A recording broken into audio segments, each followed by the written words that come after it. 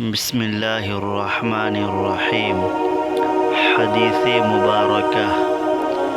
آپ صلی اللہ علیہ وسلم نے ارشاد فرمایا کہ ایک وقت ایسا آئے گا کہ جب علم اٹھا لیا جائے گا، جہالت اور فتنے پھیل جائیں گے اور حرج بڑھ جائے گا۔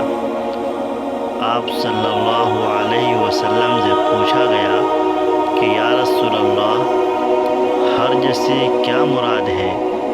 آپ صلی اللہ علیہ وسلم نے اپنے ہاتھ کو حرکت دے کر فرمایا اس طرح، گویا آپ صلی اللہ علیہ وسلم نے اس سے قتل مراد لیا۔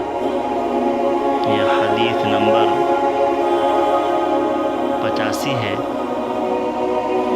حضرت امام بخاری رحمۃ اللہ علیہ اپنی کتاب بخاری شریف میں اس روایت کو نقل کیے ہیں۔ اللہ کے نبی صلی اللہ علیہ وسلم نے ارشاد فرمایا کہ قرب قیامت میں علم اٹھا لیا جائے گا، جہالت پھیل جائے گا اور فتنے برپا ہوں گے، الگ الگ طرح کے فتنے ہوں گے اور حرج بڑھ جائے گا۔